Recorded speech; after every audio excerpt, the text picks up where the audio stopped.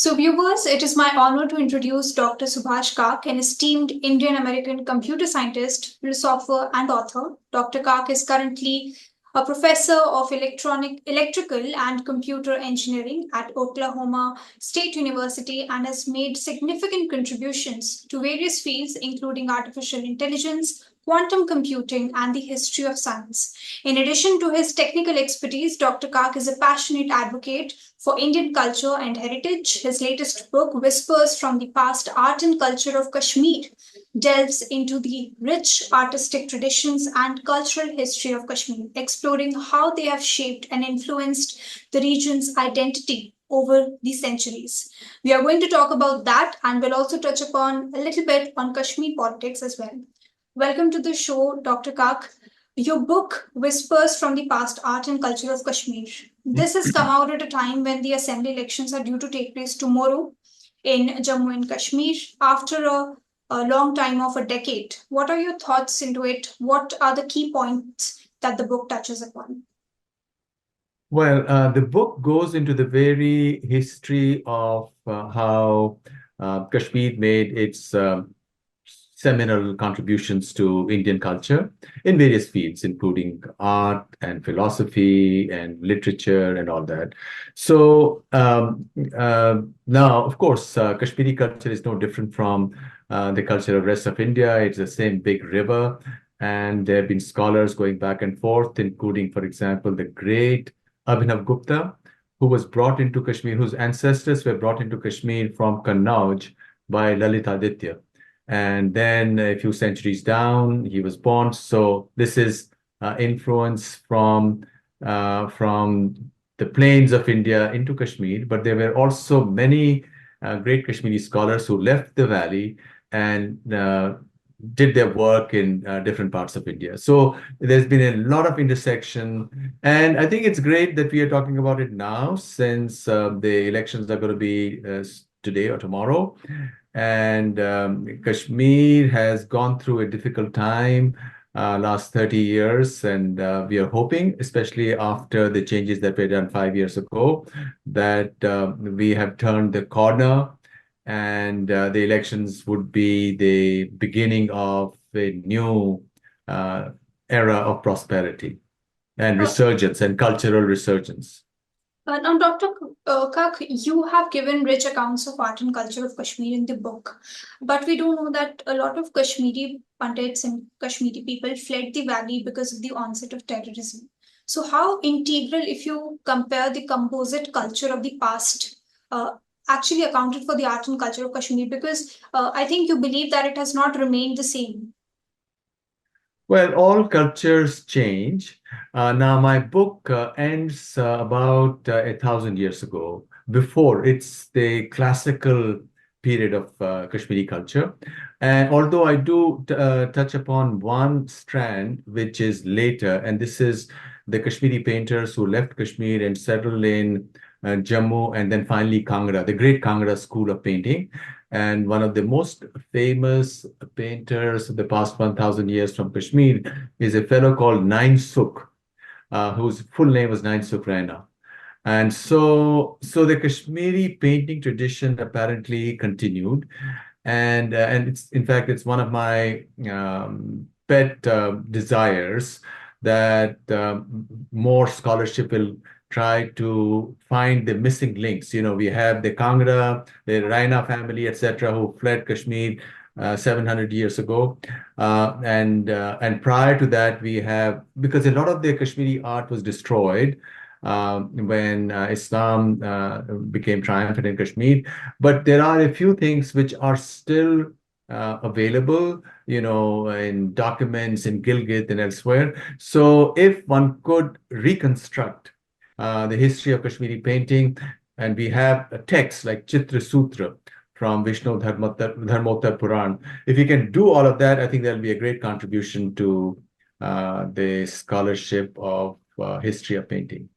Dr. Kak, we know that in 2019, the Article 370 and Article 35A were abrogated from the Constitution of India. Do you think that taking away of these articles will bring back the lost glory of Kashmir's art and culture? Well, these articles touched upon the political arrangement, which came into place after 1949, 47, 48. So I don't think they had that much of a bearing on the cultural situation, excepting that the question that could be asked is, were people happy? Were they still emigrating because there's a lot of pressure? And there were certain pressures because people who did not have the right state subject certificate could not have jobs or could not buy property. So, in that sense, Article 370 was a negative. So, I'm glad that that article has gone away and people are free to move in and move out as people have always done. And so, from that perspective, I think it was a good thing, and I'm hoping that there will be more energy, not just the crafts, but also classical arts that Kashmir was famous for. Yes, you also talk about all of this in great depth in other commentaries that you've made, that it will be easier for people to actually come to Kashmir and invest and flourish their businesses, because now they'll be able to buy lands which were not possible earlier for these set of people. Oh, absolutely. I think all in all, the abrogation of that article is a great plus. There is a lot of investment that has come into Kashmir, even from the Middle East, and that's always a good thing. You know, we want people to be freely able to come back and forth, and as I said, and as you also said, cultures keep on changing. A culture is like a river, and we need more, energy to come into from the tributaries, etc. And so something new would be born because the world is changing. You know, we are entering the age of artificial intelligence. Things are not the same. So, does our culture have the vitality to create modes of expression which would be just the right thing for this new age of artificial intelligence, which is going to impact Kashmir as well. It's going to impact all parts of the world. Dr. Kak, if I talk about your book, Whispers of the Past, uh, you have given accounts of Kumar Jiva in the book, who have become a great Buddhist teacher in China. How did such exchange take place in the past? If you can elaborate a little bit about that. Well, there was a lot of interaction between Kashmir and the region beyond the Himalayas, which is now called Xinjiang. But there were many states there, like Khotan, which in one of my articles I've suggested was like the twin to Kashmir. In fact, the languages that were spoken in current day Xinjiang were related to Kashmiri language. So there were a lot of scholars who would go back and forth. And in fact, as we know, Mahayan, there was the Mahayan doctrine, Mahayan branch of Buddhism. It arose subsequent to the great council that was called the Kanishka, about 100 CE, about 1900 years ago. And then through Kashmir and beyond the Himalayas, through Khotan, it went into China and it's transformed China. And Kumarji was one of them. In fact, Kumarji's father had gone to Xinjiang in order to, find fame and fortune. And there he meets the princess who falls in love with him. They get married, and then they come to Kashmir. They have a boy, and then for whatever reason, the marriage doesn't work out. But this boy, that is Kumarji, after he's about 10 or 11 or 12, his mother decides to stay on in Kashmir. And the mother was not a Kashmiri. She was a Kucha princess. So he goes back to Xinjiang, and he's still famous and he's still influential because his translations of the great Buddhist sutras are still in use. And his greatness is partly due to the fact that he gave a peculiar or a special interpretation to Buddhist sutras, so that he gave it a kind of a Vedantic twist. So in that sense, he brought Buddhism closer to the old river of Vedanta. So to come back, what he did and his contribution was very typical of those times, because scholars were coming to India for translation of Sanskrit sutras, and that happened or that continued for almost 1,000 years until about 1,000 or 1,100. Because, right now, if one were to say it's the dream of a lot of people to come to the US, because of all the riches, and make a life there. 2,000 years ago, it was the dream of the Chinese to come to India and learn from the Sanskrit sutras and bring that wisdom to China. So a huge, movement of scholarship from Bharat, from India to China and Japan. In fact, as you know, the tradition called Zen went to Japan from China. In China, it's called Chan, and Chan is the Chinese for Dhyan. So Dhyan became Chan, became Zen. And not only that, something that will really interest you. According to scholars, almost 40,000 words of Chinese are derived from Sanskrit, and almost nobody knows about it. And these words had to be coined during that millennium when Sanskrit books were being translated. There were no corresponding words in the Chinese, so they had to coin words. And that's how these 40,000 words came in. Wow, that is amazing to hear. Dr. Kak, also in your book, when you cover all these linkages which are there between Kashmir and China, how do you look at it if you talk about these linkages in this contemporary times wherein we are seeing that there are border skirmishes going on between the two nations? How do you look at it in respect to the bilateral relations that both of the countries hold? What India has to do with more energy is focus on what is called its soft power, yoga, etc. In fact, yoga is quite popular in Beijing or Shanghai. The smartest young Chinese want to do it. So we need to invest more energy in sending this, because what's very interesting is uh, uh, time comes around, and 2,000 years ago, Indian ideas were very popular.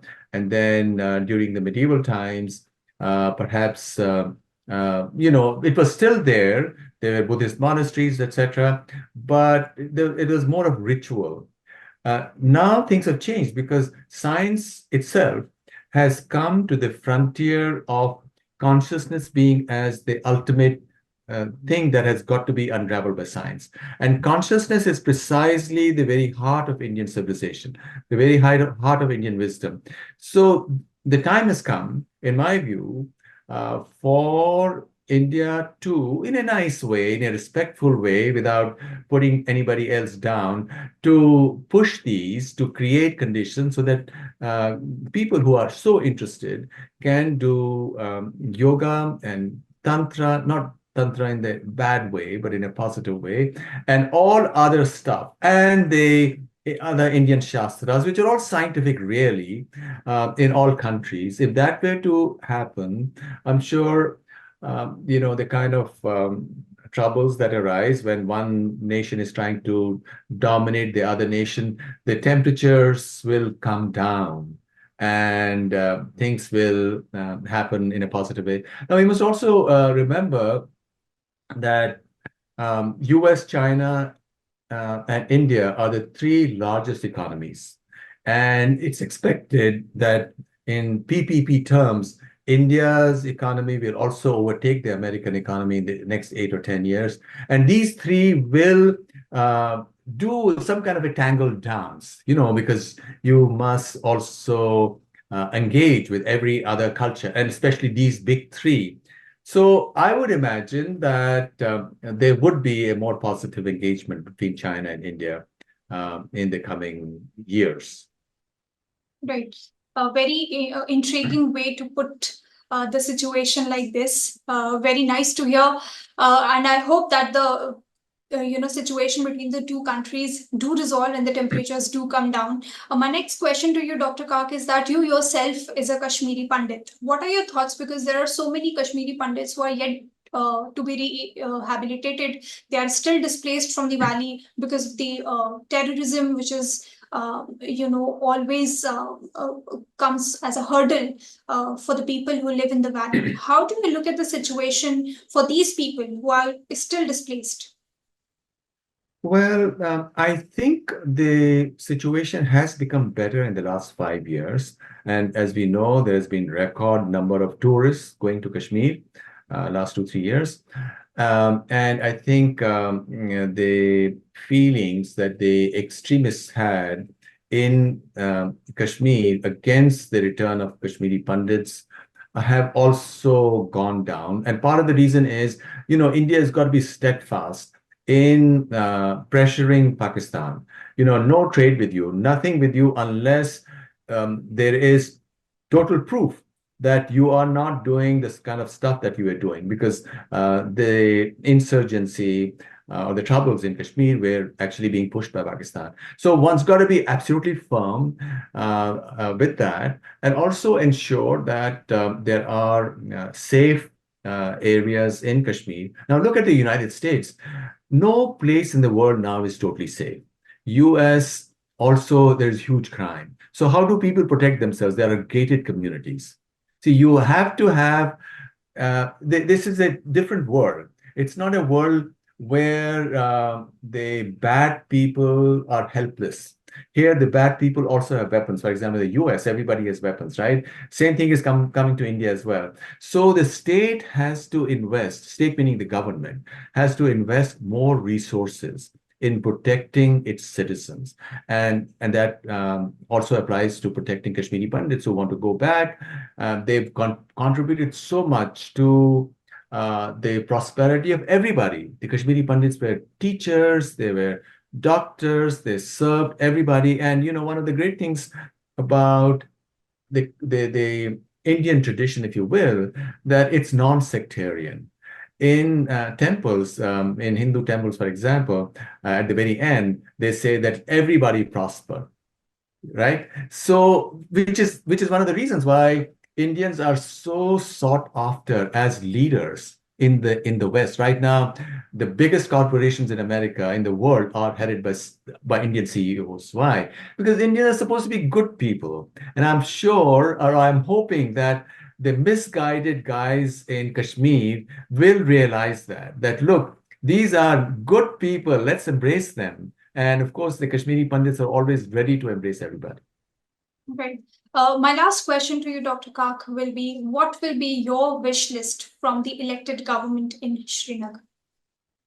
You know, when it comes to politics, I'm a realist. What has ruined Kashmir and what has hurt India over the last many, many decades was this idealism, some ideology, this theory. Those things don't work in any state. For example, if you look at what's happening in America with all this gender madness, that's because of an ideology. You have to be a realist. Okay, what is the world like? And what can you do to with your intervention so that you can make it better? So my wish would be that the government that takes over or that is installed will be a realist. If it's not, it's got to be nudge towards realism. And certainly Delhi can play a role there. Now, when it comes to realism, I also think that possibly at some point, if Jammu and Kashmir can't do it well, can't tango together, maybe Jammu and Kashmir need to be separated. That might be another improvement. Sometimes you have to take a big decision to move the time forward, which is what happened in 19. Nobody had imagined that Article 370 removal would be a good thing. So likewise, it's quite possible that to break up Jammu and Kashmir Union Territory into two union territories of Jammu and Kashmir might be a good thing and might be good for both the parts. It's like when Uttar Pradesh was broken into Uttarakhand and Uttar Pradesh, the rest of it, that was good for the Uttarakhand part of it. My wife is from Uttarakhand, incidentally. So I think sometimes, being proactive in these things and focusing on realism, that to me is the most important thing. We try to treat everybody equally, all segments of the population, and because that's what the task of any government ought to be, that we want to serve everyone. And if that is done and remove ideology, I think Kashmir will be in a good place.